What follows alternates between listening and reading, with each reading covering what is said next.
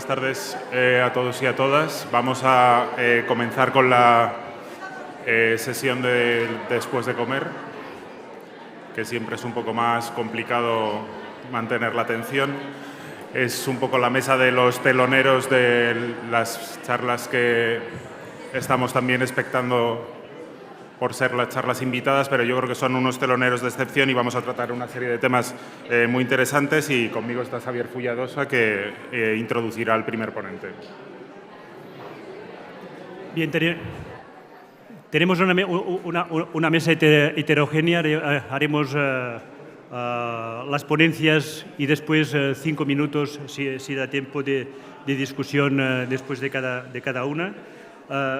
Tenemos una primera charla a cargo de la doctora Eva Rodríguez, gran nefróloga de Barcelona, del Hospital del Mar, que nos hablará del concepto de remisión inmunológica en las enfermedades glomerulares. Eva, cuando quieras. Hola, buenas tardes. A mí me ha tocado hablar del concepto de remisión inmunológica en las enfermedades glomerulares, que es un concepto muy extenso y muy amplio, así que, con vuestro permiso, lo que voy a hacer es centrarlo un poco en qué biomarcadores usamos en nuestra práctica clínica habitual para saber si nuestros pacientes están en remisión inmunológica o no. A ver, ¿qué no pasa? No tengo ningún conflicto de interés para esta charla y vamos a empezar con las definiciones. La remisión inmunológica es la supresión objetiva y sostenida de la actividad inmunológica, la causante de la lesión glomerular, que tiene que ser demostrable y cuantificable mediante la medición de una serie de biomarcadores. Suele preceder a la remisión clínica, pero todos sabemos que a veces esto no es en un corto tiempo y debe constituir en sí misma un objetivo terapéutico. Todos sabemos que cuando hablamos de enfermedad glomerular, en muchas ocasiones remisión inmunológica no es sinónimo de remisión clínica y no es sinónimo de remisión histológica. Vamos a ver qué características tiene que tener un marcador inmunológico ideal, ¿no? Tiene que estar relacionado con el mecanismo fisiopatogénico de la enfermedad, tiene que tener una alta sensibilidad y especificidad, ser reproducible en grandes cohortes, ser relativamente fácil para que llegue a todos los clínicos y, sobre todo, tiene que tener una utilidad clínica, ¿no? Tiene que darnos diagnóstico, tiene que servirnos para darnos una idea del pronóstico, ¿no? El riesgo de recurrencia, si nuestro paciente va a responder o no, y el riesgo que tiene de rebrotar. Pues con todas estas características, yo lo que he hecho ha sido... Bueno, pues yo con estas características había hecho una tabla que no vais a ver en ningún momento, que ponía marcadores reales, que son aquellos que cumplen todas las características, biomarcadores útiles pero no reales, que nosotros utilizamos como reales pero en realidad no cumplen ninguna de las características, biomarcadores emergentes, ¿no? Hay muchísima literatura sobre ellos, pero ahora acaban de arrancar en nuestra práctica clínica, y una serie de biomarcadores emergentes. Es verdad que entre las dos últimas columnas podíamos mezclar los varios y tampoco pasaría nada, pero lo más importante era la primera columna, donde teníamos exclusivamente a 2 marcadores que funcionen como tal. Los antiplados R para nefropatía membranosa y el antimembrana basal glomerular para el Goodpasture. Había colocado los marcadores de vasculitis ANCA en medio, porque es verdad que no cumplen todas las características, pero bueno, son bastante más útiles. Así que vamos a empezar hablando de la enfermedad, que es la enfermedad paradigmática, hablando de remisión inmunológica, ¿no? En 2009 describieron el receptor tipo A2 de la fosfolipasa como el antígeno de la enfermedad, y desde ese momento hemos utilizado los antiplados R para diagnóstico de la nefropatía membranosa primaria y como un marcador subrogado de la actividad inmunológica. Los datos que tenemos de los anticuerpos provienen de los grandes ensayos, ¿no? Los datos del Henry-Tux nos enseñaron que la disminución de los antiplar predecía claramente la remisión clínica. Los resultados del ensayo Mentor nos dijeron que el rituximab era capaz de inducir remisiones en los antiplar y que la ciclosporina volvía a rebrotar una vez que lo habíamos parado el tratamiento, y el STARME nos ha ayudado a través del antiplar a detectar pacientes con elevado riesgo de recaída y que posiblemente se beneficiaban de otros tratamientos. Así que el antiplar funciona como un biomarcador excelente diagnóstico y como un marcador excelente porque nos estratifica el riesgo, ¿no? Sabemos que hay pacientes que tienen una titulación muy elevada y que van a tener menos riesgo de entrar en remisión y que hay pacientes que posiblemente nos va a ayudar dando una implicación clínica, ¿no? Pues a lo mejor hay pacientes con titulación muy elevada que puedo utilizar ciclofosfamida en vez de utilizar rituximab. ¿Qué más sabemos? ¿Qué más nos dice los antiplar? Pues que sabemos que los antiplar preceden claramente a la remisión clínica, pero a veces este periodo es largo, es hasta de 6 meses y que, bueno, el rituximab es claramente superior, induciendo remisiones inmunológicas duraderas. Así que parece que el antiplar es un muy buen marcador de remisión inmunológica y, de hecho, en los últimos tiempos lo que se ha intentado en distintos autores es desarrollar modelos predictivos que tengan en cuenta la titulación de antiplar y otra serie de marcadores. Este es un ensayo hecho en la cohorte del Mentor y lo que nos dicen los autores es que a los 3 meses del tratamiento el mejor predictor de respuesta a los 2 años son la titulación de antiplar y los cambios en la albúmina. Fijaros que también lo han hecho los compañeros que tenemos aquí del estudio Starmen, ¿no? Nos han dicho que es muy importante la valoración conjunta de la proteinuria, la creatinina y los antiplar a los 3 meses del diagnóstico, porque nos va a predecir la remisión completa a los 2 años. Nos han enseñado la importancia de evaluar la respuesta inmunológica de una manera precoz, o sea, a los 3 meses tenemos que ver una respuesta, no tenemos por qué esperar mucho más, y han definido un concepto muy interesante que es remisión intensa, ¿no? Los antiplar que se negativicen. Usando las 3 cohortes juntas, los pacientes de las 3 cohortes juntas, los autores nos dicen que si podemos combinar un modelo predictivo que va a usar datos demográficos, ser hombre, marcadores de gravedad, filtrado, antiplar y la respuesta temprana inmunológica y nos va a dar una predicción de la respuesta a los 2 años. Así que parece que el antiplar, ¿no?, es lo que estamos buscando todos como el gran biomarcador de remisión inmunológica. Tanto es así que forma parte de muchas de las guías y documentos de tratamiento que tenemos sobre la membranosa primaria, pero deja una serie de cuestiones sin resolver, ¿no? No sabemos por qué hay esta gran variabilidad entre pacientes. Los antiplar reaccionan frente a distintos epítopes del receptor. De manera más frecuente es hacia el primero, el dominio rico en cistatina, pero existen pacientes que pueden desarrollar antiplar frente a los otros 2 dominios o incluso a más de uno de estos dominios. Estos pacientes se han detectado sobre todo en la cohorte Henry-Tux y se les llama spreaders y se pueden fenotipar. Son pacientes más añosos que tenían proteinurias mucho más elevadas al diagnóstico, títulos muy elevados de antiplar y lo más importante de todo, como veis, es que tenían menos posibilidades de hacer una respuesta completa. Otra de las causas de la gran variabilidad de los antiplar es que aunque todos sabemos y todos buscamos, ¿no?, porque la nefropatía membranosa es una enfermedad mediada por IgG4, no es así en todos los pacientes y no es así durante todo el tiempo, ¿no? Existen pacientes cuyo antiplar es IgG1 y luego existe un switch, un cambio entre inmunoglobulinas. Si veis el panel de la izquierda es una membranosa primaria. En el momento del debut, fijaros que lo que tiene en la inmunofluorescencia es IgG1, y en electrónico vemos el depósito subepitelial, pero una membrana que no está remodelada. Pero fijaros que con el paso de los años vuelven a biopsiar al señor y lo que tiene es un depósito de IgG4 y ya vemos ahí los spikes y la remodelación. Así que no siempre es una IgG4 al principio y a lo mejor eso nos puede dar algún antiplar negativo. Ahora aparece la que estábamos buscando. El siguiente marcador del que vamos a hablar y que había colocado entre reales y útiles, pero no reales, son los marcadores de la vasculitis ANCA.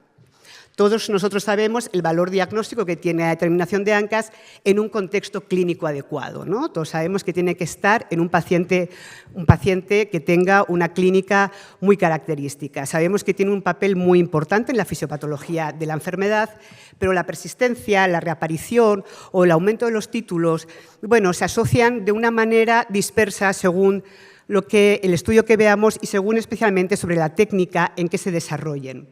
A la izquierda tenéis una foto de un metaanálisis que es relativamente reciente, que incluye todos los estudios que se han hecho con ANCA, y fijaros que lo que podemos dar como 4 ideas básicas es que los pacientes que entran en remisión completa, la elevación de los ANCA marca riesgo de brote en los siguientes 6 meses, o podría marcarlo.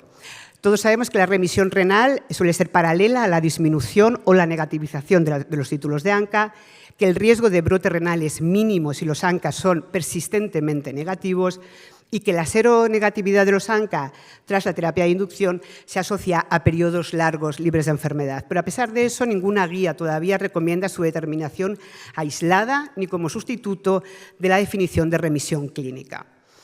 Si hablamos de los anti-MPO, posiblemente son un poco más específicos. En este estudio a la izquierda publicado por Casal Maura, ellos demuestran que unos MPOs que se hayan negativizado y sean capaces de volver a subir van a predecir brote de nefritis prácticamente seguro. Esos son casi los mismos resultados que publicamos en nuestro estudio Glossen, ¿no? Los MPO tienen una altísima capacidad de predecir brote renal y de predecir remisión, no tanto los ANCA. ¿Por qué puede ser eso? Porque parece extraño, pero hay una falta de estandarización en las pruebas diagnósticas de los 3, de los ANCA, los MPO y los PR3. Existen una gran variabilidad si se está utilizando técnicas de LISA, si se usan otras pruebas y, de hecho, hay una elevada tasa que puede llegar al 30% en algunas series de ANCAs negativos que son positivos. O bien porque están detectando otro anticuerpo, existen anticuerpos homólogos muy parecidos, porque el ELISA que usa nuestro laboratorio detecta IgG y ese ANCAs IgA o IgM, o porque usamos test que están por debajo del límite de la detección. La vasculitis ANCA tiene muchísima investigación sobre nuevos biomarcadores, ¿no? Posiblemente se ha hablado de uno de ellos, es posiblemente uno de los más prometedores, el CD163 urinario. Se relaciona con la fisiopatología, detecta actividad renal y puede apoyar un diagnóstico de rebrote y puede servir posiblemente, según algunos trabajos, en el seguimiento de la respuesta. Pero no existen puntos de cortes y hay una gran heterogeneidad en las pruebas que hace que no se pueda implementar. El otro posiblemente más importante es la calprotectina sérica urinaria, ¿no? Nos habla de inflamación residual, subclínica y de riesgo de recaída. Existen ensayos, como el trabajo de nuestros compañeros de Belviche, que nos han demostrado que la calprotectina es mucho más potente si la combinamos con marcadores clínicos como, por ejemplo, la hematuria. Si la nefropatía membranosa era el paradigma de la remisión inmunológica, la nefritis lúpica es el paradigma de no saber muy bien qué biomarcador tenemos que utilizar. Sabemos en este caso que la remisión inmunológica a veces no es sinónimo de remisión clínica y a veces no es sinónimo de remisión histológica. La remisión clínica es una remisión consensuada, muy bien definida, ¿no? Pues proteinuriocéntrica, como se dice ahora, y como nos ha explicado el doctor Praga hace un rato, la remisión inmunológica se define por la titulación de los anti-DNA de doble cadena, los C3 y los C4. Pero es verdad que no los puedes considerar de manera aislada, ¿no? Hay que considerar una monitorización de la titulación, se tienen que dar además en un contexto clínico, ¿no? De manera aislada, la información que podemos tener es limitada. El anti-DNA es el mejor marcador inmunológico usado para el lupus. Sabemos que forma parte de su base fisiopatológica. Lo utilizamos para clasificar la actividad en el SLEDAI y en el SLEDAI-K y su descenso suele acompañar a la respuesta al tratamiento. Pero esto es en lupus eritematoso sistémico, no es tan claro en nefritis lúpica. Tenéis a la izquierda el artículo del que ha hablado el doctor Praga, un artículo que ha levantado, ¿no?, una gran cantidad de polvareda porque nos dice los compañeros Cervenza y compañía que la remisión inmunológica en nefritis lúpica debe considerarse cuando los anti-DNA serán negativos y que además eso debería guiar nuestra inmunosupresión y hasta que los anti-DNA no sean negativos durante más de un año no podemos modificarla. Fijaros que de manera simultánea en la publicación de este artículo se publica el artículo que está justo al lado, que es una revisión bastante buena de todos los ensayos que han utilizado el anti-DNA en nefritis lúpica. Y ellos concluyen que la capacidad del anti-DNA de manera aislada para predecir respuesta es como poco moderada. ¿Qué es lo que pasa? Nos pasa lo mismo. Hay falta de estandarización y hay una discordancia entre las pruebas. Hay pacientes que sí se pueden diagnosticar con una titulación positiva si usamos un ELISA, pero que si usamos inmunofluorescencia indirecta, critidía, van a ser negativos. Y eso es un gran problema a la hora de juntar datos y ver todos los pacientes. Y luego también sabemos que la anti-DNA tampoco acaba de darnos una información clara sobre la histología renal. Como nos ha explicado el doctor Praga, el estudio con biopsias repetidas nos ha demostrado, ¿no?, que hasta un 30% de los pacientes que están en remisión clínica tienen actividad histológica, ¿no?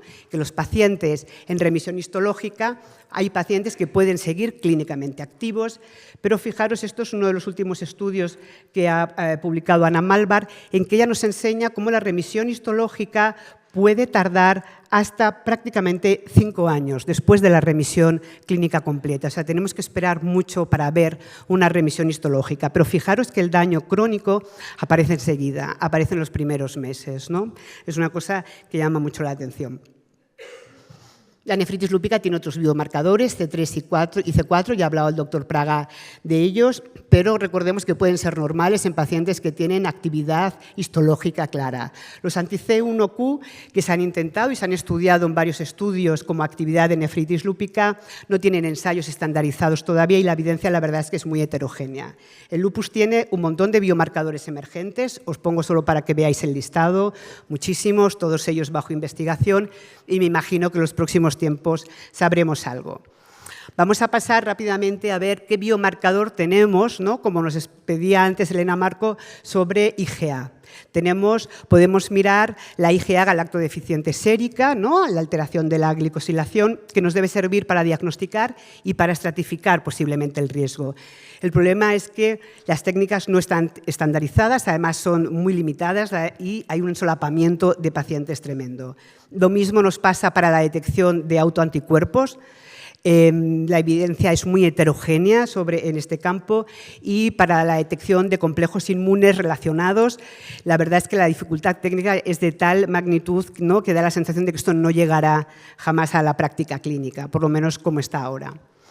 Si hablamos de C3, hemos hablado en un montón de casos clínicos, ¿no?, del factor nefrítico, del antifactor B, del anti-C3B, que todos sabéis que marcan disregulación de la vía del complemento y seguramente nos van a acabar sirviendo para fenotipar clínicamente al paciente y posiblemente nos ayudarán a hacer una selección terapéutica, pero de momento no tenemos ni pruebas ni puntos de corte estándar.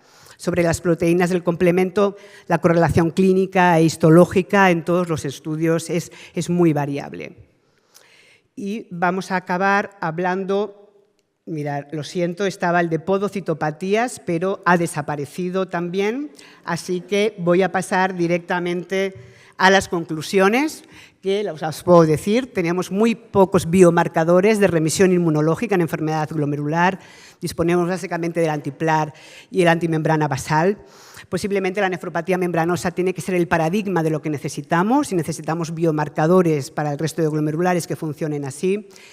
Posiblemente no tenemos tantos biomarcadores porque nos faltan conocimientos sobre los mecanismos patogénicos de las enfermedades glomerulares. Recordemos que hasta ahora la remisión inmunológica, clínica e histológica en muchas enfermedades glomerulares no son sinónimas y tendríamos que considerar la remisión inmunológica como una diana terapéutica. Siento mucho el lío de diapos que he intentado arreglar hace nada. Muchas gracias.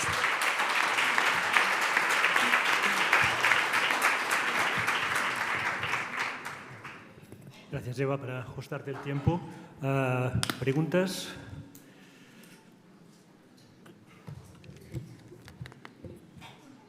Bueno, Eva, enhorabuena porque de verdad por tu elegancia a la hora de hacer cualquier presentación me ha encantado. Como no has podido hablar de podocitopatía, pues te doy el tiempo. ¿Qué opinas de los anticuerpos antinefrina y los próximos que nos vengan, no solamente para monitorizar la enfermedad, sino como marcador de continuar tratamiento inmunosupresor si no tienen respuesta a una primera línea terapéutica? Pues mira, eran los primeros en podocitopatía. El primer marcador que tenía puesto era los antinefrina. Es verdad que son los más prometedores de todos. Hay estudios en ellos y tenemos compañeros que trabajan en los anticuerpos antinefrina, pero ahora mismo la complejidad técnica, ¿no?, la falta de ELISAs que podamos utilizar todos, hace que el uso, ¿no?, esté siendo muy limitado. Es probable que lo podamos usar, ¿no?, porque es un marcador directo de lo que está pasando en el podocito, pero ahora mismo la utilidad clínica para todos nosotros es muy mínima. ¿Una pregunta más? Sí, ¿me permites una? Los antifosfolipasa, uno tiene la impresión de que los valores que nos dan como normalidad, hay pacientes que tienen los anticuerpos muy elevados, los tratas, inmunológicamente remiten, los anticuerpos desaparecen, menos de 2. Tenemos un límite de valor de normalidad que es aquel mágico 14, pero pacientes te recidivan con leves aumentos del anticuerpo a 6, a 8. ¿Le das valor?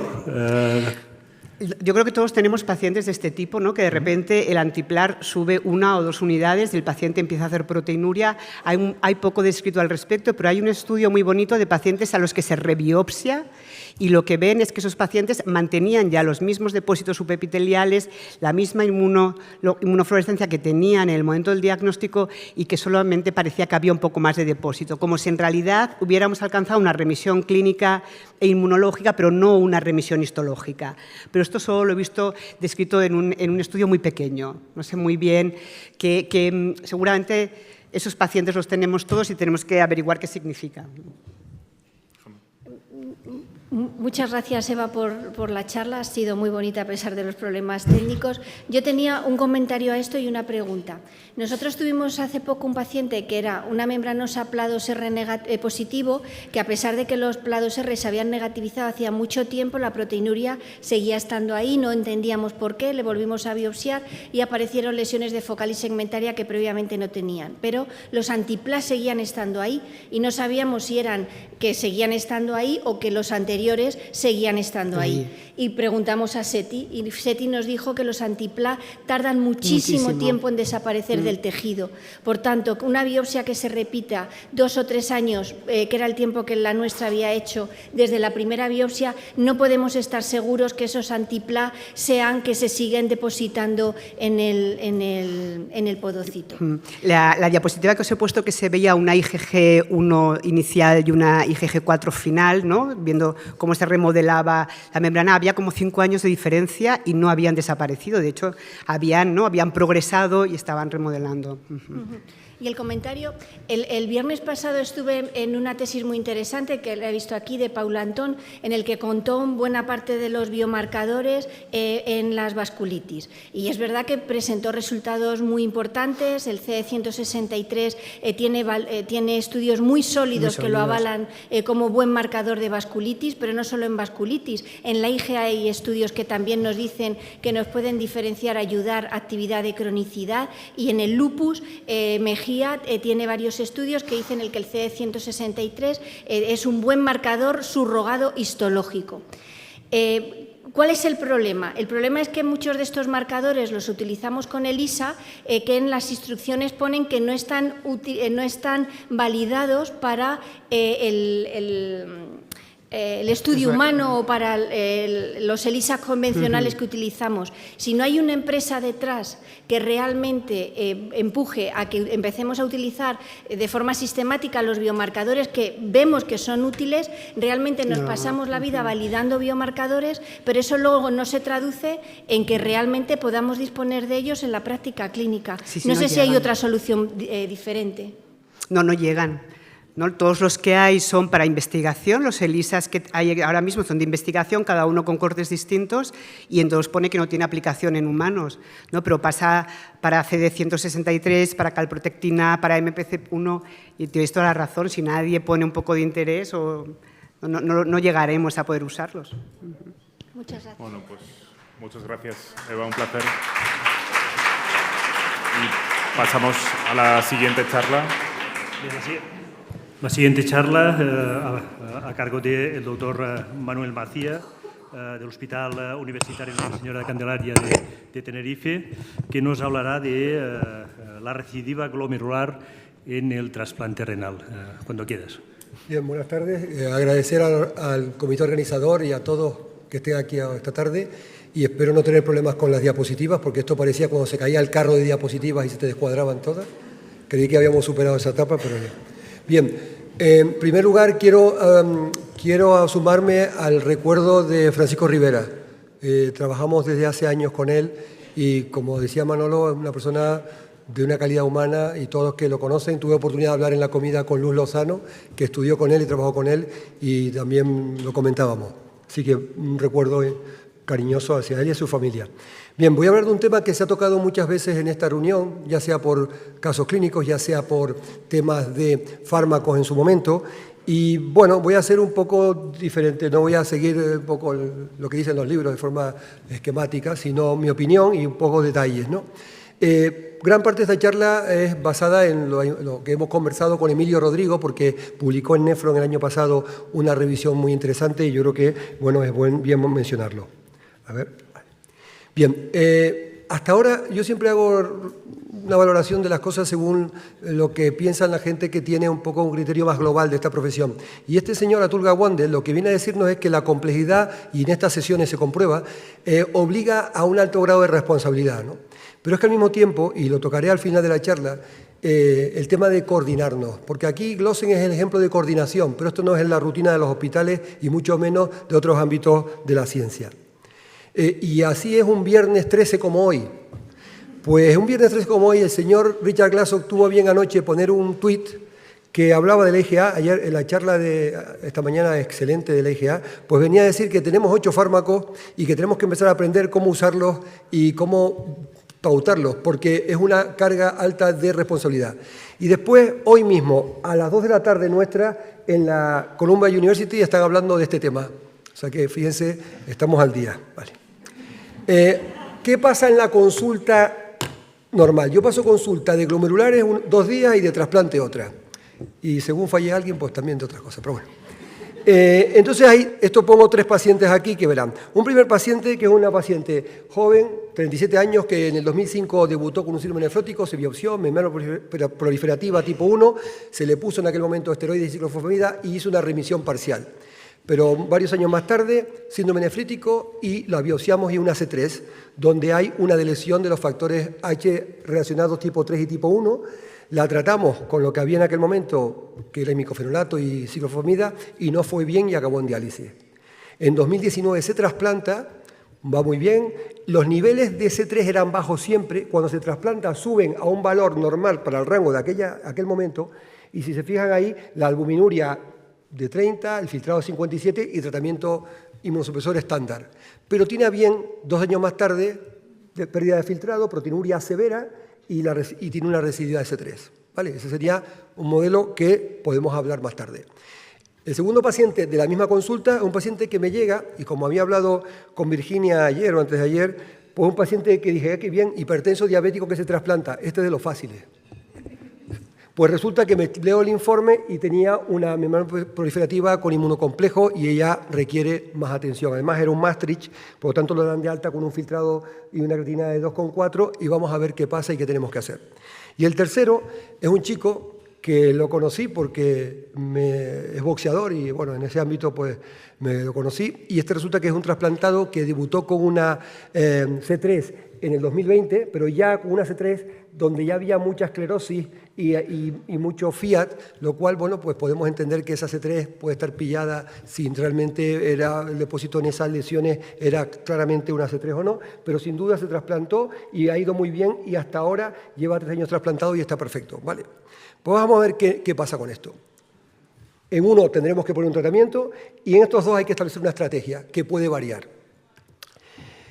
Entonces, ¿cómo justificamos todo esto? Porque el problema de las recurrencias es que producen pérdida de injertos. Es la tercera causa, como veremos. Segundo, que obliga a tomar medidas para prevenirlas. Y tercero, hay recursos. O sea que tenemos todos los ingredientes para tener una actuación correcta.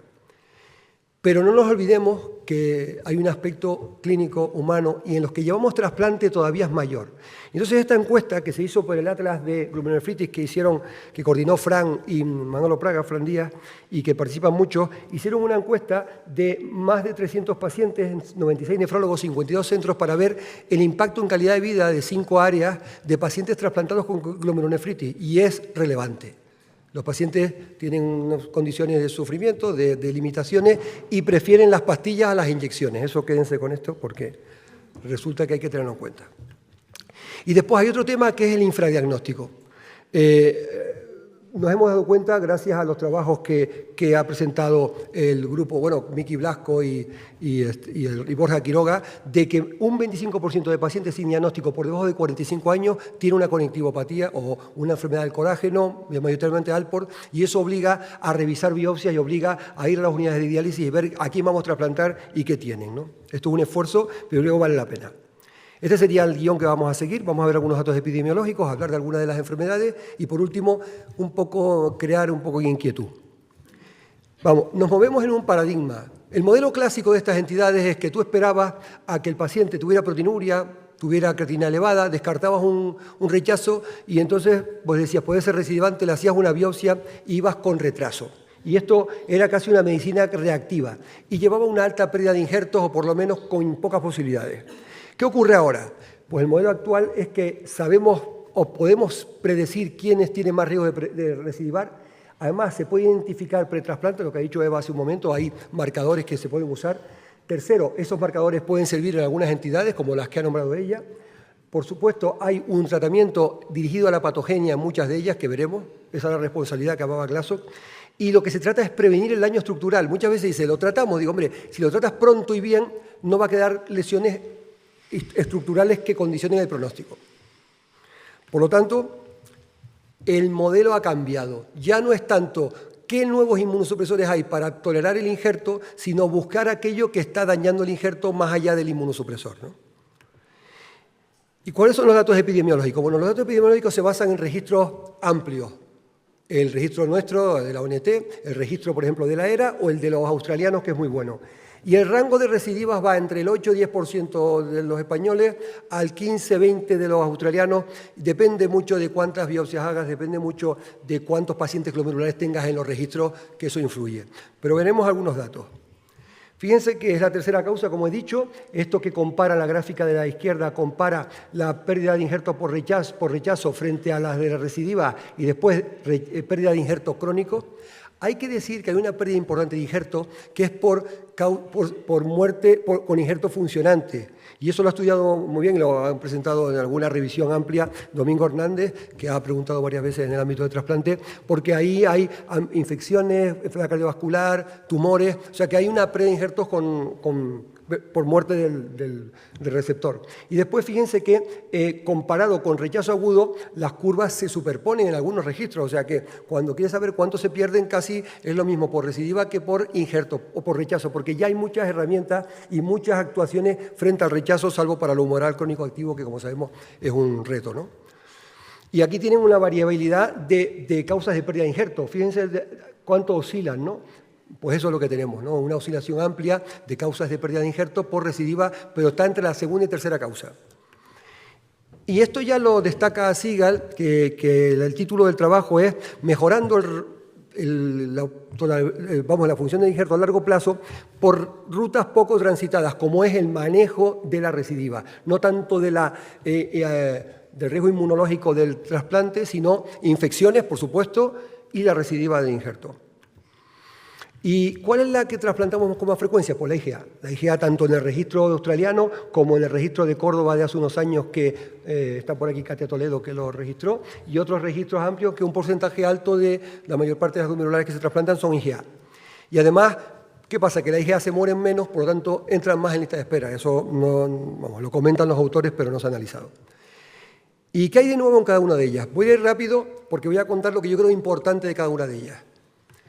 ¿Qué hay de nuevo en la IgA? Pues en la IgA, como han dicho antes, para los riñones nativos, pues para los riñones trasplantados hay variabilidad en decidir si es recidiva, solo histológica o hay ya datos de mal pronóstico o de empeoramiento. Entonces aquí insisten en establecer unos criterios diagnósticos. Nos gusta mucho a los médicos que nos den una receta, ¿no?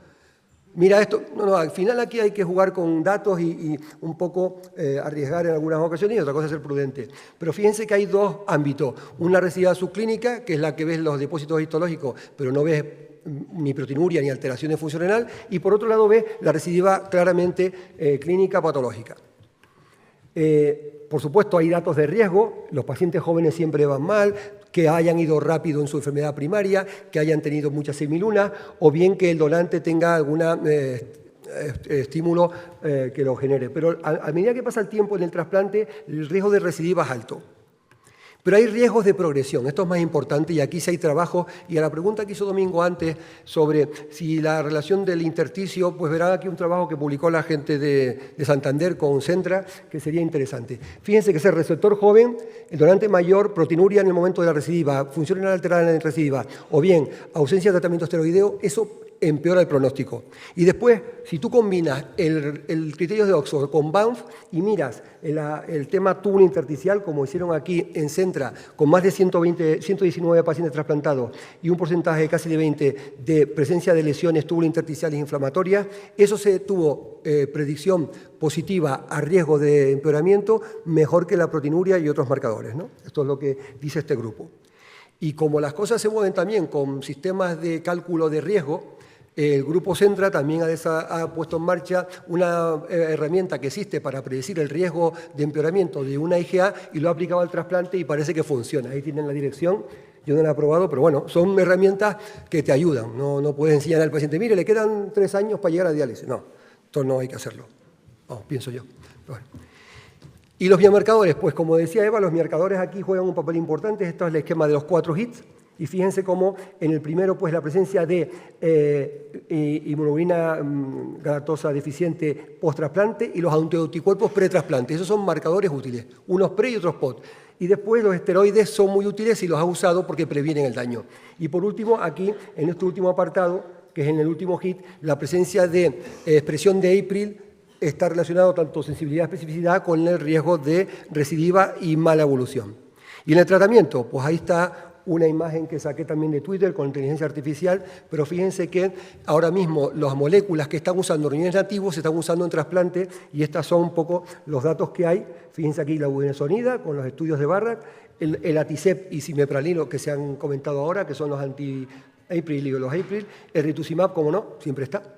Y después los anticomplementos que están los antifactor B, fundamentalmente, que hay uno nuevo en primitivas que lo leí el otro día en Kidney International. O sea que tienes un espectro de moléculas con estudios, no son estudios de mucha potencia, pero hay datos que demuestran que son eficaces. ¿Qué pasa con la membranosa? Pues lo mismo. El perfil de pacientes que reciba también gente joven, con corto recorrido, pero aquí están, como dijimos, el título de anticuerpos anti-PLA, y como veremos, si son pretrasplante, pues hay que conseguir que se negativicen, el punto de corte es 45, y si son post-trasplante y se mantienen más de 6 meses, cuidado, o si aparecen también. Esto lo publicó un trabajo amplio que participó María José Pérez Sáenz de trasplante y participó también Dolores Redondo, donde demuestran esto. Y el papel de otros anticuerpos es importante. Cuando tienes PLA negativo hay que pensar en otros, la trombospondina, el NEL, y aquí Claudio Ronco, que estuvo invitado a la Glossen hace unos años, propone que cuando tienes negativos los PLA circulantes y cuando no hay en los tejidos de biopsia, tienes que pensar que hay marcadores de otros anticuerpos que hay que buscar y tiene un riesgo relativo de recidiva. Esta revisión es muy interesante. Y por último, tratamiento, rituximab. No profiláctico, no se recomienda esteroides ni rituximab profiláctico, se recomienda una vez que tienes el brote y la dosis estándar y lo que propone Ronco también, perdón, el esquema que propone el artículo que publicaron con María José y Dolores, si tú combinas Ritux y inhibidor del sistema oxígeno angiotensina puedes conseguir una remisión completa elevada, pero precozmente, pero no preventivo. La C3, bueno, aquí hay expertos, ¿no? El grupo del 12 de octubre, esto lo he sacado de su artículo, les felicito, pero tengan calma, no publiquen más cosas porque no me da tiempo leerlo, como dice Virginia. Pero sí, la tasa de recurrencia es elevada, el pronóstico es malo y es un factor de una patología que hay un estado de activación del complemento que genera ese riesgo y hay fármacos. El artículo es muy bonito con unos diagramas, pero yo los he querido traducir y poner. Si se fijan, hay esquemas de consenso sobre la patogénesis y partes donde no está clara las cosas. El consenso está claro que es la desregulación de la vía alternativa con autoanticuerpos y causa genética, pero no hay marcadores ni predictores. Cuando hablas del diagnóstico lo mismo, no hay biomarcadores, pero ellos proponen una secuencia de biopsia que se ha hablado aquí y estamos todos de acuerdo. Hay que biopsiar. En el mundo de trasplante hay dudas sobre o discusión sobre biopsia de protocolo para ver rechazo subclínico. Bueno, ahí hay teorías, pero en esto yo creo que está muy claro y yo a la gente que lo dice pues Le transmito toda mi confianza porque lo haremos, ¿no? Y por último, en el tratamiento, bueno, tratamientos dirigidos a la parte terminal del complemento. Esas son las áreas más adecuadas. Hablábamos ayer de combinar parte central y parte terminal. Bueno, eso habría que verlo. Seguimos. Por lo tanto, hay datos que apuntan a que hay dos moléculas, iptacopan y pegcetacoplan, que van bien, sobre todo iptacopan, que hay estudios en vida real, como ven aquí. Estudios en vida real, en España hay 5 pacientes, pero en el mundo hay 25 en vida real que demuestran reducción de proteinuria, reducción de las lesiones o de las imágenes. El pegcetacoplan ha tenido estudios, pero de ensayos clínicos. Y esta es la paciente de antes, que le pusimos iptacopan, y fíjense cómo el filtrado remontó y la proteinuria ha bajado, pero sigue en los valores altos, y la C3 ha subido. O sea, que no sabemos qué va a pasar, igual la tenemos que biopsiar otra vez, pero la paciente ha mejorado. Y el riesgo de recidiva en las hialinosis, pues lo sabemos, es alto, pero el riesgo de que empeoren es más bajo. Fíjense que el porcentaje de recidiva es hasta el 40%. Si las recidivas son, pues el pronóstico es peor. Y en esta, los factores de riesgo nuevos, hay que buscar donante vivo y los marcadores que veremos ahora. El SUPAR, parece que aquí tiene un papel, o sobre todo los antinefrina. Pues aquí los tienen, los 3 establecidos, los antinefrina antes del trasplante, cuidado, los CD40 se correlacionan con su elevación con la recidiva, y los SUPAR, sobre todo en sangre, pero bueno, ahí hay más dudas, ¿de acuerdo? El tratamiento, bueno, los esquemas de plasmaféresis y rituximab son los más claros, esos son los que recomiendan, y últimamente, pues, algunas moléculas que bloquean anti-CD40 parece que son útiles. Ahora el tema, espero que en 1 minuto 20 me dé, si no me das un minuto más que me hace falta. Cuando llegamos a la cultura de trasplante no sabemos qué nos encontramos. Si me va a ver el de trasplante, pero si a mí me dio de alta el del glomerular, es que me veía con el rollo de rituximab y ahora voy al trasplante y está en la habitación de al lado. Vale. Pues aquí nos encontramos con la nefrología del siglo XXI. Todavía dependemos de la orina. Si está aquí Eduardo Gutiérrez, pues entenderá que esto es, él sabe ya que este es el icono del siglo XX del arte, que es el urinario que lo llamaron la fuente, Duchamp lo llamó así. Y tenemos aquí el doctor Haus, que era nefrólogo, para que todos lo sepan, y este es la biología, la inteligencia artificial. Y fíjense cómo en el mundo del trasplante hay herramientas que predicen, como el grupo de París, que predice riesgo de pérdida de injertos por rechazo hasta los 10 años, y es una herramienta de más de 7.000 pacientes, y el grupo de LUPI es potentísimo. Pues yo le pregunté a la inteligencia artificial y le dije, hazme una herramienta, pero parecida, utilizando datos que son diagnóstico histológico previo, que aquí no incluyen en la variable, y si ha habido recidiva previa. Y me hizo un algoritmo que yo creo que estoy muy de acuerdo con él. Y además le he dicho que me lo dibujara y me lo ha hecho así de bonito.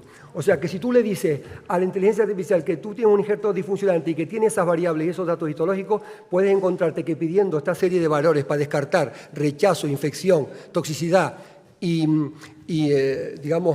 lesión crónica, puedes encontrarte las recidivas ahí. ¿Vale?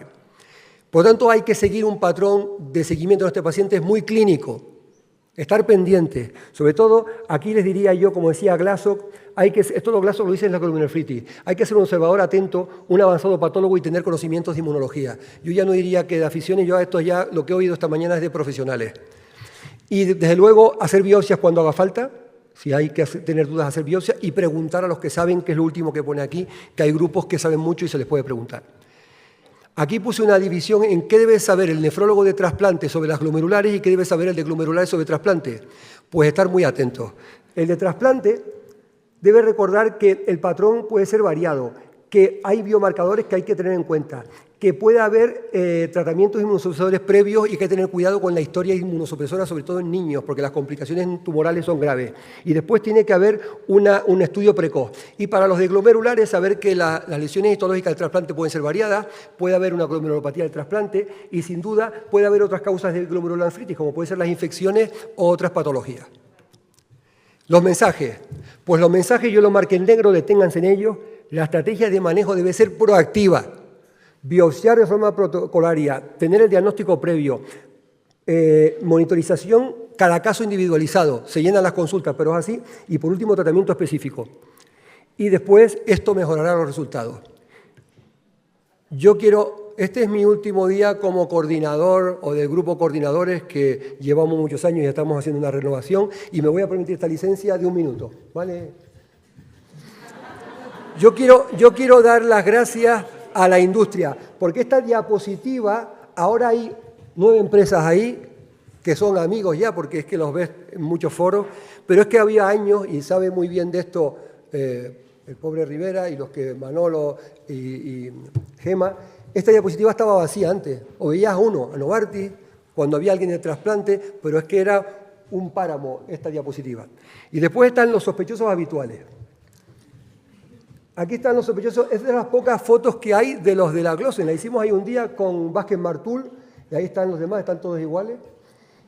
Aquí estamos en un congreso de nefrología de La Coruña y Seti sudaba, no paró de bailar, casi le da algo. Ahí está Eduardo, ahí está Armando Torres por ahí, Ana Jarque. Bueno, pues estamos todos en esa. Después este es el grupo que yo no mencionaré después a Gema, pero el grupo de profesores del curso de nefritis es un lujo para mí estar ahí. Yo me siento como un alumno más porque esta gente sabe mucho. Este es el grupo de trasplante que damos los cursos de trasplante y Emilio Rodrigo está ahí. Hizo un equipo estupendo. Esther está aquí, pero yo creo que son una piña. A mí si no me echan de ahí no me voy. Y después las sesiones anatomopatológicas del servicio, que estamos todos, que ahora como hemos hecho un curso a nivel canario online, pues esto ya no se hace porque está online. Entonces ya se pierde esa risa de... Pero bueno. Y por último quiero agradecer a 3 personas que están aquí. Primero a Pablo Carnata, que como ven ahí es un hombre que se inmersa en sus preparaciones, ¿no? Pablo, a ver, es que con Pablo hemos hecho programas de la Glossen en un bar de Madrid allí con una servilleta. O sea, todo así, ¿no? O sea que Pablo es un tío simpático, un tío que sabe mucho y que yo creo que, bueno, está por aquí, siempre tenemos cosas de que hablar aunque no nos veamos hace tiempo. La otra persona es Manolo Praga. Aquí está hablando lo mismo que he hablado yo, Manolo, ¿qué vamos a hacer? O sea, tú hablaste en la RTA de esto. Pero es que, ¿saben quién estaba ahí de moderador? Ponticelli, que antes lo nombraron. O sea, que esos son los foros en que Manuel se ha movido, pero esta es su actitud. Pregunta, miedo me da ahora cuando se suba ahí a preguntar. Porque ese es su estilo, o sea, no pregunta. Y después Gema. De las pocas fotos que saca, tengo fotos de Gema hablando. Gema, hace muchos años... Bueno, a lo mejor no, bueno, no sé. Pero hace muchos años estábamos un americano y yo estaba allí, tampoco es que iba mucho, pero coincidió que fui y me toca una doctora joven y me dice, ¿tú eres Manuel Macías? Digo, sí. Dice, ¿qué me gustó mucho lo que escribiste? Debe ser de lo poco que escribí. Una cosa que escribiste mucho sobre protección renal. ¿Te acuerdas, Emma? Y dije, pues sí. Y a partir de ahí, pues nada, yo le debo muchas cosas a estar aquí, a estar en esos sitios. Y bueno, y ahí estamos en un tema de la radio. Quité a Luis Quintana, que es buen amigo también. Estaba aquí, pero para no poner a los 3, porque hay una foto de Manolo Praga y Rojas conmigo en el avión. Así que esos son la gente que ha permitido que yo esté aquí tantos años. Muchos, antes vi una foto y estaba ahí el año. Y lo más importante, está ahí. Escuchen a los pacientes, ¿vale? Ya está.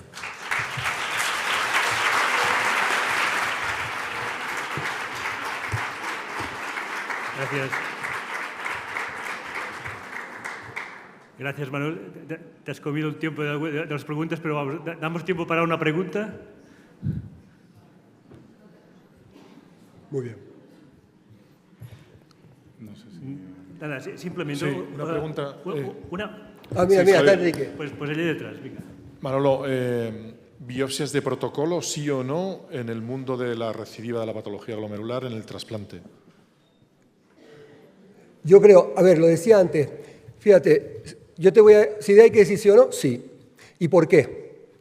Porque, lo comentaba antes, en el mundo del cáncer hay y lo saben los patólogos, hay cantidad de datos de inmunohistoquímica o de procesos sobre las biopsias que permite detectar perfiles celulares que pueden tener respuesta terapéutica. Y estamos en un ámbito de la nefrología, y tú sabes más que yo de esto un rato, de fármacos que te están ayudando a resolver problemas y a ser usados. Entonces, si tenemos un recurso terapéutico, no podemos abandonar el definir bien a quién usar ese recurso. Yo creo que la biopsia de protocolo está justificada aquí. Y mira que yo no soy tan partidario en las biopsias de protocolo por búsqueda de rechazo subclínico. Pero estoy de acuerdo contigo que eso sería necesario. Igual que nosotros hemos hecho consultas como la de Enrique de reuma y nefro de lupus, porque hay tantos fármacos para el lupus que hay que ponerse de acuerdo para tomar decisiones. No podemos hacerlo solo.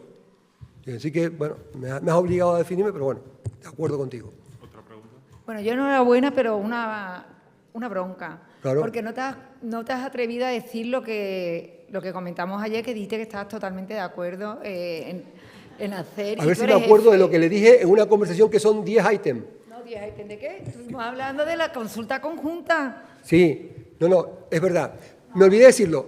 Es verdad que ella proponía que una... No, yo lo que digo es, hace muchos años, en el mundo del trasplante, el hospital de referencia también estaba en París, era el Necker, bueno, uno de ellos, ¿no? El Necker.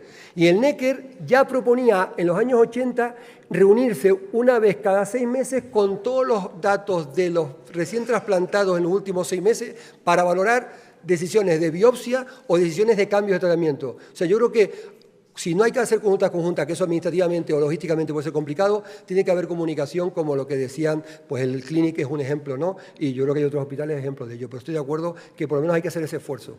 Vale. Muchas gracias, Manuel. Pasamos a la siguiente charla, que corre a cargo de Marina Alonso, que la conocéis todos, experta nefropatóloga y referente con el estudio de microscopía electrónica de la unidad del Hospital 12 de Octubre, que va a abordar el tema de las nefropatías intersticiales desde el punto de vista histológico. Mucho ánimo, que es un tema complejo, amplio. Gracias, Javi. Bueno, sí, a ver, pues nada, muchas gracias por invitarme. No me considero ni mucho menos experta en el mundo del túbulo intersticio y yo creo que me pasa, como seguramente a la mayoría de vosotros, que cuando vemos una nefritis intersticial, pues nos quedamos pensando, ¿y esto cómo tengo que llamarlo ahora, aparte de nefritis intersticial? Entonces, lo primero que hay que distinguir son varios conceptos básicos que Fran, de hecho, también ha mencionado en su presentación. Una cosa es la nefritis intersticial aguda, pues que se presenta con edema, daño tubular, con tubulitis, y que no sea secundaria a otro proceso glomerular, ¿vale? Otra cosa es la nefritis intersticial crónica, que es las lesiones crónicas derivadas de una nefritis intersticial aguda, en la que vemos, pues, además de inflamación, fibrosis y atrofia tubular. Y, por último, tenemos que tener en cuenta que en todas las biopsias en las que vayamos a ver fibrosis y atrofia tubular por otras causas diferentes a las originadas en el túbulo intersticio, pues generalmente también vamos a ver un pequeño componente inflamatorio, ¿vale? Y que no tenemos que llamar a eso nefritis túbulo intersticial. He querido estructurar la charla como una serie de pistas histológicas que nos pueden orientar a diferentes causas, pero no os toméis esto ni mucho menos como un dogma y, por supuesto, no están todas las nefritis intersticiales, como antes me ha comentado Javi. Algunas de ellas, de hecho, yo no las he visto y espero no habérmelas comido en mis diagnósticos. La primera pista a la que tenemos que prestar atención es la composición del infiltrado inflamatorio intersticial. Cuando vemos eosinófilos, pues seguro que a la mayoría de nosotros lo primero que nos viene a la cabeza es la nefritis inducida por fármacos. Sabemos que tiene un componente intersticial que es variable, que la mayoría está compuesto por linfocitos, que se puede acompañar de células plasmáticas, neutrófilos y también, como no, eosinófilos, pero tenemos que tener presente que no siempre están presentes, ¿vale? Sobre todo, por ejemplo, en casos ocasionados por AINES.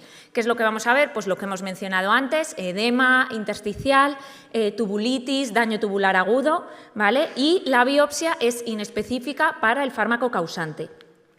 Este es un ejemplo de una nefritis que hemos tenido recientemente en el servicio y, como veis, bueno, la biopsia desde lejos ya era toda azul, era claramente inflamatoria y sí que vemos en estas áreas de aquí cómo el intersticio se vuelve de un color azulado, ¿no?, por ese edema intersticial y además empiezan a aparecer algunos eosinófilos. Otra de las entidades en las que pueden aparecer eosinófilos, y esto no tenemos que perderlo de vista, es en la diabetes y no siempre van a estar causados por una nefritis inducida por fármacos, ¿vale? Muchas veces en los pacientes diabéticos, y como veis esto ocurre en una proporción superior a otras glomerulopatías, pues lo que vamos a ver van a ser concentrados de más de 5 e incluso más de 10 eosinófilos por campo de gran aumento. Y esta concentración de eosinófilos se relaciona directamente con el grado de fibrosis intersticial. Este es, bueno, es lo que os acabo de decir. Además de este componente de fibrosis, atrofia tubular y los grupos de eosinófilos, pues lo que vamos a ver son glomérulos con glomerulosclerosis diabética. Generalmente no vamos a ver tubulitis y generalmente no vamos a ver edema intersticial. Este es un caso, como veis, los glomérulos tenían lesiones claras de expansión mesangial nodular y en el intersticio, pues como os fijáis, ahí había estos grupos de eosinófilos acompañados con linfocitos, pero como veis, pues no había esas imágenes de tubulitis ni de edema que hemos comentado.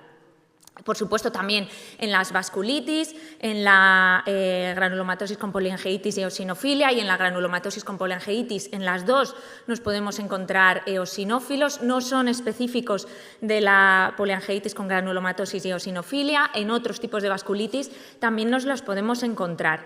Esta es una imagen, bueno, la verdad es que era un caso precioso porque era muy llamativo, ¿no? Vemos los glomérulos, que aquí sí que tienen semilunas, que espero que nadie dude de ellas. Y además vemos un componente muy llamativo, túbulo intersticial, en el que, como veis, llama muchísimo la atención la presencia de células plasmáticas, pero también eosinófilos que incluso nos daban imágenes de tubulitis neutrofílica. Y quiero resaltar, y esto lo había puesto antes de un caso que se ha presentado, vamos, que hemos tenido a colación esta semana, los implicados saben qué caso es, y es que las vasculitis, aunque en un pequeño porcentaje de casos, a veces se presentan solo con un componente de nefritis intersticial, como veis aquí. Cuando vemos células plasmáticas, pues la primera lesión que nos tiene que venir a la cabeza es la nefropatía IgG4. ¿Vale? Ahí vamos a ver de nuevo una inflamación en la que no solo va a haber plasmáticas, sino que también puede haber linfocitos y cuidado porque también puede haber eosinófilos, yo creo que eso todos los patólogos lo conocemos. Vamos a ver un grado variable de fibrosis, ¿vale? Que es muy típica la fibrosis estoriforme, pero a veces no está presente, la flebitis oliterativa, que a veces tampoco está presente, sobre todo en las biopsias renales, y podemos ver también depósitos en la membrana basal tubular. Y mucho cuidado porque hay vasculitis que pueden simular totalmente una enfermedad relacionada con IgG4. Como sabéis, estos son los criterios diagnósticos, más de 10 células plasmáticas por campo de gran aumento o también la proporción IgG4 versus IgG de más del 40%. Y bueno, estas son imágenes también muy clásicas con la fibrosis estoriforme, ¿no? Haciendo como remolinos, con los eosinófilos, con las plasmáticas y con el número tan elevado de células IgG4. Este es un ejemplo del Hepstein-Tals en el que se ve esta lesión con un estroma fibroso así, haciendo como remolinos, con mucha inflamación con plasmáticas, pero que si nos fijamos bien tenía estas áreas de necrosis y cariorexis, que esto no debemos verlo en una IgG4 y si lo encontramos nos tiene que hacer pensar en una vasculitis, que es criterio de exclusión para una IgG4. Otra entidad que se ha comentado esta mañana es la nefritis intersticial con células plasmáticas IgM positivas. El diagnóstico diferencial, sobre todo en la microscopía óptica, es la enfermedad por IgG4, pero si hacemos inmunohistoquímica, pues vamos a ver que esas células no son IgG positivas, sino que son IgM. Además, no vamos a encontrar la fibrosis historiforme, ni suele haber eosinófilos. Y como también se ha comentado esta mañana, pues puede tener un overlap con síndrome de Sjögren o con cirrosis bilar primaria. Si vemos granulomas, pues también bueno, tenemos esta revisión de todas las posibles causas de granulomatosis renales con este algoritmo diagnóstico en el que no voy a entrar, pero bueno, fijaros que una de las posibles causas es la nefritis inducida por fármacos. No tenemos que aislarnos en los eosinófilos en la nefritis inducida por fármacos. Y este es un ejemplo, ¿no?, en el que pues, vemos aquí estas células gigantes intersticiales y presencia de granulomas que no están asociados a necrosis. La sarcoidosis es otra de las posibles causas de granulomas en el intersticio renal. Vamos a ver una imagen muy similar a la previa, granulomas no necrotizantes, histiocitos epitelioides, corona de linfocitos y puede asociar granulomas perivasculares que no tenemos que confundir con formas de vasculitis. Bueno, esta es otra imagen también en el que veis pues justo aquí este vaso con fibrosis intimal y alrededor de él, aunque no hay necrosis de la pared, pues están dispuestas todas estas células gigantes multinucleadas y este infiltrado inflamatorio intersticial. También, evidentemente, los patólogos, esto lo tenemos muy presente, tenemos que pensar en infecciones, sobre todo en micobacterias, no solo tuberculosis, sino que también pueden aparecer en pacientes tratados con BCG por carcinomas uroteliales, y sí que tenemos que tener también en cuenta que el Child-Nielsen es poco sensible y es mucho más fácil detectar la presencia de micobacterias mediante estudios de PCR. Por supuesto, las vasculitis que he mencionado antes también van a poder tener granulomas, pero cuidado porque los granulomas pueden aparecer en distintas localizaciones dentro del parénquima renal. Podemos tener granulomas perivasculares que no son específicos de la granulomatosis con poliangeitis. Podemos tener granulomas periglomerulares que tampoco son específicos de la granulomatosis con poliangeitis porque se pueden ver siempre que haya rotura de la cápsula de Bowman. Y finalmente podemos ver granulomas intersticiales que no estén asociados ni a glomérulos ni a vasos y que estos sí son específicos y forman parte de la granulomatosis sistémica. Bueno, esta es una imagen en la que claramente aquí las células gigantes están rodeando al glomérulo que tiene la cápsula de Bowman destruida y tiene aquí una semiluna fibrocelular, y este es un granuloma intersticial. Y por último, aunque estas dos últimas formas no son como tal nefritis, pues cuando vemos histocitos tenemos que pensar como posibles causas, histocitos espumosos, en una enfermedad de Fabry o proteinurias, pacientes con proteinuria de larga evolución o proteinurias de mucha cuantía, que también esta mañana hemos visto una imagen muy bonita de ello. Este es un caso que hemos tenido pues, justamente esta semana de un paciente con una mutación de significado incierto en el COL4A5 y, como veis, pues había estos acúmulos muy llamativos de histocitos intersticiales espumosos. No son específicos del Fabry, como os he dicho. Y la otra entidad que puede cursar con presencia de histocitos es la histocitosis con acúmulo de cristales, que sabéis que es una forma de gamapatía monoclonal de significado renal, que tenemos que tener también en sospecha porque la inmunofluorescencia en congelación suele ser de hecho negativa, y en estos casos de sospecha de histocitosis con acúmulo de cristales tenemos que hacer inmunofluorescencia en parafina con digestión con proteasa. Bueno, aquí la tenéis en el algoritmo diagnóstico de algunas de las gamapatías monoclonales. Esta sería una imagen histológica. Y también nos podemos encontrar histocitos en la tubulitis de células gigantes con depósitos en la membrana basal tubular, que esta es una entidad muy rara, yo la desconocía hasta que he preparado la charla. Se ha descrito sobre todo en pacientes con cirugías cardíacas, se postula que puede ser secundaria al tratamiento por AINES, y lo que vamos a ver básicamente son un componente inflamatorio intersticial con presencia de células gigantes peritubulares, y que, como veis, en el estudio de inmunofluorescencia y en el estudio de microscopía electrónica pues pueden tener depósitos en la membrana basal tubular.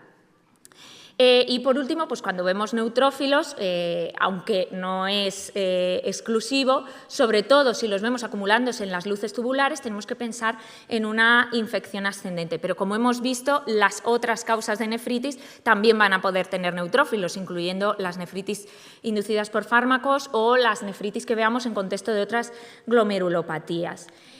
Y cuidado también en la nefropatía por cilindros de cadenas ligeras, porque puede haber acúmulos de neutrófilos rodeando los cilindros, ¿vale? Este es un caso muy claro de una pielonefritis, de hecho este es un caso de autopsia, o sea que aquí no había ninguna duda del diagnóstico, y como veis el componente glomerular está totalmente respetado, el componente intersticial es inflamatorio, edematoso, y dentro de las luces tubulares pues veíamos estas colecciones de neutrófilos.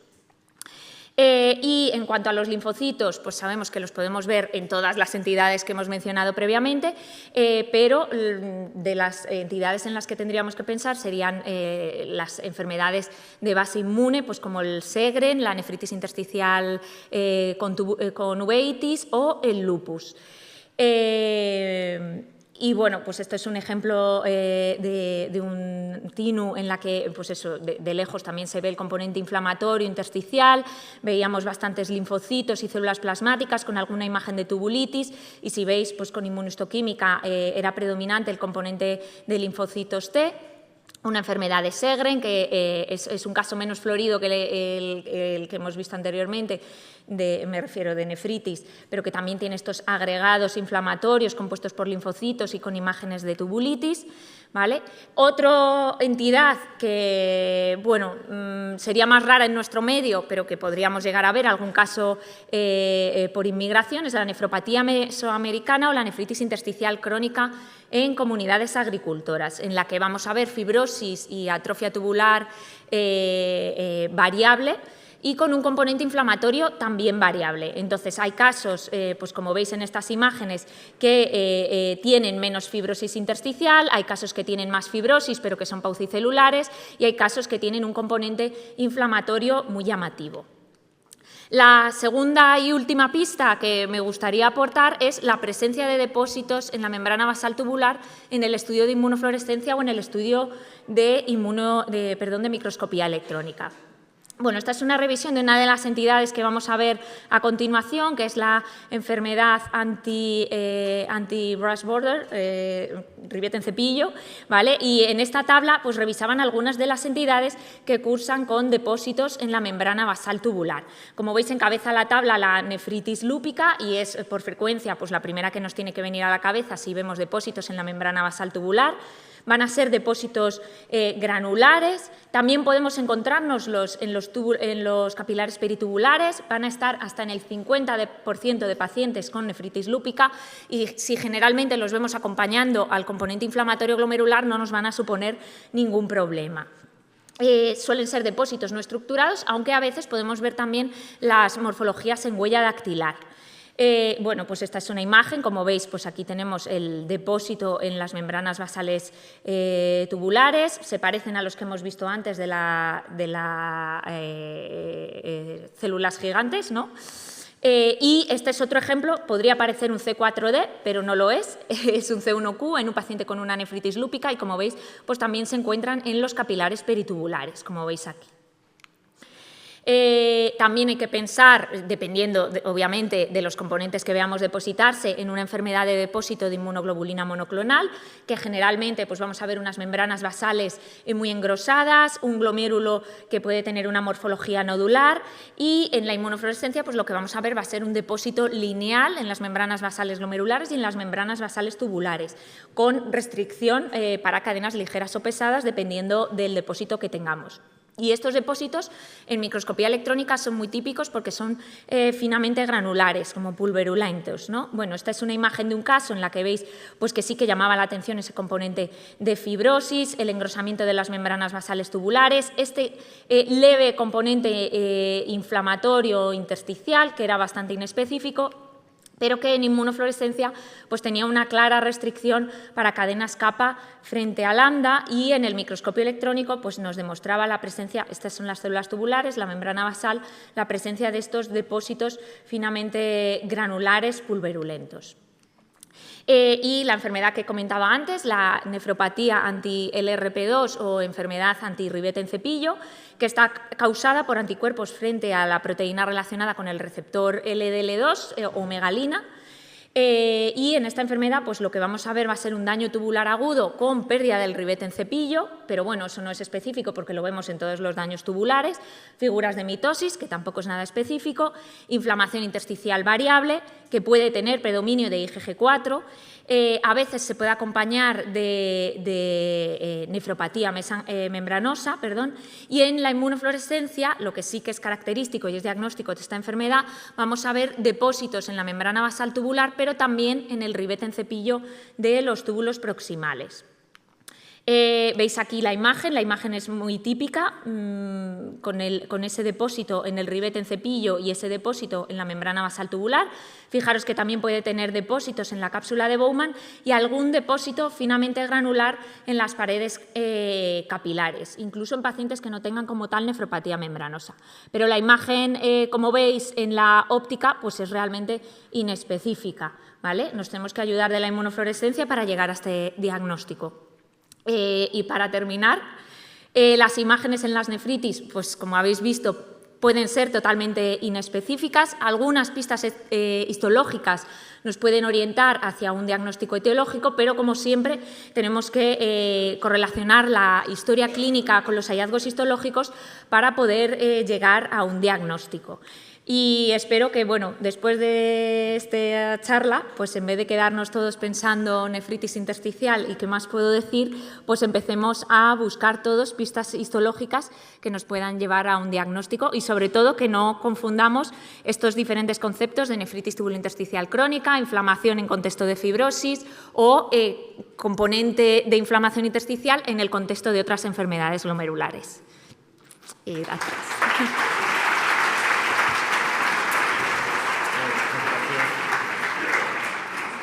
Yo creo que ha quedado claro que podemos ver una cantidad ingente de lesiones histológicas y de enfermedades que podemos diagnosticar a partir de lesiones histológicas y es importante reconocerlas.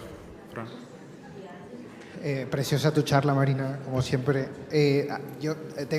Siempre nos queda la duda. Yo con las diabetes siempre tengo muchísimas dudas porque además cuando biopsian un paciente diabético habitualmente es porque tiene o un deterioro agudo de la función renal. Sabemos también que son pacientes polimedicados, por lo tanto lo de los eosinófilos siempre es un problema. Entonces, no hay mucho tampoco escrito sobre cuántos es el punto de corte de cuántos eosinófilos por campo podemos ver en una diabetes. No sé cuál es tu experiencia. Yo suelo fijarme en las zonas no fibróticas, ¿no? Que a veces en la diabetes es muy difícil encontrar zonas no fibróticas, pero darle valor a aquellos acúmulos eosinofílicos con algo de actividad tubular, que no tiene por qué ser eosinofílica, sino con tubulitis linfocitaria, ¿no? Para darle valor. Pero yo sé que esto yo creo que depende mucho de la experiencia personal de cada uno y no es fácil. No sé cuál es tu experiencia. Sí, mi experiencia es que seguro que he confundido alguna. Tengo en mente al menos una y de hecho la imagen es de ese caso. Pero yo creo que, como tú dices, tenemos que fijarnos en la presencia o no de tubulitis y sobre todo la presencia o no de edema intersticial. Sí, totalmente. Y otro comentario, porque esto se suma, esto es en pacientes que no son trasplantados, pero es que los pacientes trasplantados también hacen enfermedades tubulointersticiales, ¿no? Entonces, cuando vemos muchas células plasmáticas, hay que agregar en pacientes inmunosuprimidos, no solamente trasplantados, las infecciones virales, ¿no? Porque el poliomavirus también existe en pacientes no trasplantados además, el adenovirus suele tener o infiltrados inflamatorios granulomatosos o infiltrados ricos en células plasmáticas, e incluido el CMV. Entonces, que son cosas que tienen que saltar, ¿no? a la memoria, que no es fácil, porque además menos mal que son infrecuentes, ¿no? Por supuesto. Bueno, enhorabuena por la charla. Hace poco me mandaron para revisar un trabajo que me llamó mucho la atención. Va a salir ahora en el Kidney, que es una iniciativa de patólogos americanos con varias cohortes de validación, un trabajo impresionante.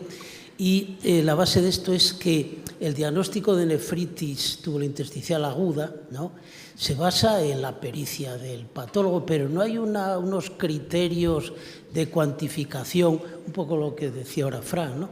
Y ahí proponían pues una cuantificación en base a la cual se pueda establecer el diagnóstico, ¿no?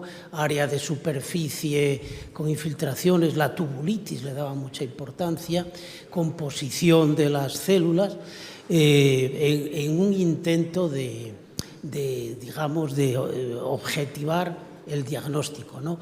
Una de las críticas que se hizo es que hablaban de nefritis tubulointersticial aguda, pero claro, eso se refiere a las causadas por fármacos, ¿no? Porque un tema muy olvidado es de las nefritis intersticiales agudas causadas por infecciones, que en muchas partes del mundo son frecuentes. Y después había otro componente muy interesante, y es que habían validado en esas cohortes unos biomarcadores, que el grupo que inició esto es el de Mark Perachella, que publica mucho de esto, ¿no? Unas quemoquinas, que ellos ya habían publicado cosas y encuentran una correlación con el diagnóstico histológico enorme, ¿no? O sea que podrían ser marcadores muy útiles en esos enfermos que sospechamos, sobre todo ancianos que no les podemos biopsiar, ¿no?, que sospechamos una nefritis intersticial por fármacos para diagnosticarlo, ¿no? Pues me parecería muy útil. Si se llegara a un score histológico, sí, desde luego, porque pues eso, hay mucha confusión, es un término que es un poco cajón desastre y que aplica pues lo mismo a fibrosis por otras causas con inflamación, y muchas veces no tenemos herramientas más que la tubulitis y más que el edema para realmente distinguir entre unas y otras causas. Yo creo también que necesitamos información clínica, ¿no? Que estos casos, Por supuesto. si en patología glomerular necesitamos información clínica, el diagnóstico del túbulo intersticio al final termina siendo mucho multidisciplinar y en que nos transmitáis causas posibles de las lesiones histológicas que ha revisado. Y serología y demás, efectivamente. Nada, muchas gracias, Marina. Vamos a pasar a la conferencia. Agradecer a los ponentes la charla.